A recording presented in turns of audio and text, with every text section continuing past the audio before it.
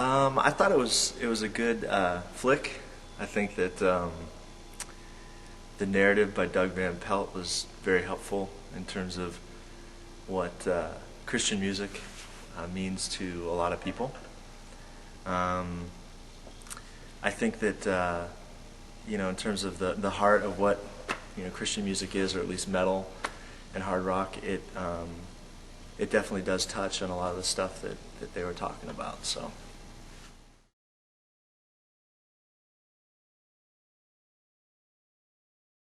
I think it's functioned. There's a whole genre of kids out there that are, I don't want to use the term, but extreme, but just a whole group of kids that listen to bands and go to shows of bands that promote things that aren't necessarily positive. And I think that the role of Christian hard rock would be to go into those places and just, as people said in the video that we heard, just should be an example. You may not be necessarily talking about God from the stage, but you're writing music and you're getting out there to these bars and these clubs where a Christian might not normally go, singing about things that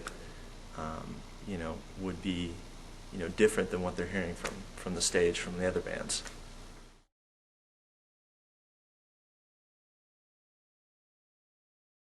Coming from my experience with Project 86, I think that one of the special things about that video is Doug Van Pelt.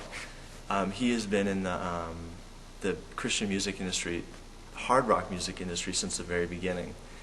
And I think that his narrative and kind of how he describes what the heart of the music is and the people that it's actually reaching, I think that makes that video very, very powerful, because he has not only heard the evolution of Christian hard rock music from the very beginning, since the mid-'80s.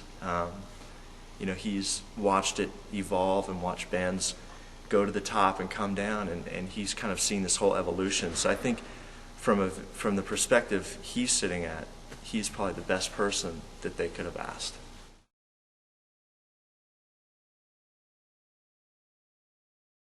I think for me, when I do perform or played for big shows or small shows, it's all the same for me.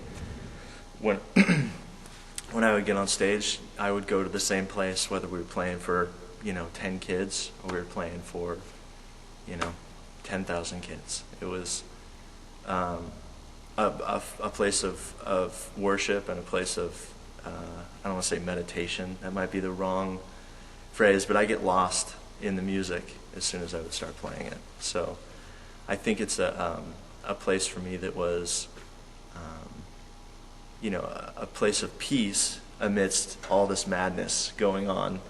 When we would hit the stage and kids would start going crazy, and Andrew's screaming his lungs out, and the whole place erupts. It was, in the midst of all that, it was still very peaceful for me being back behind the drum set and just playing that music, because it was a form of worship. It was a form of putting who I am out there.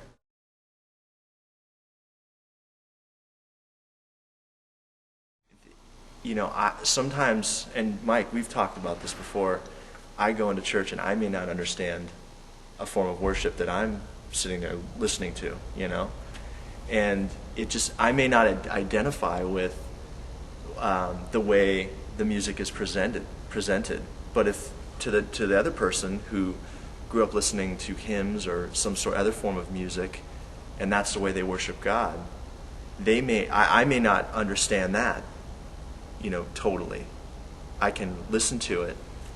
Obviously, I'm not making the parallel of hymns to hard rock music. There's definitely an extreme there, but I have to say that in our generation, there is a whole group of kids out there that identify with that type of music.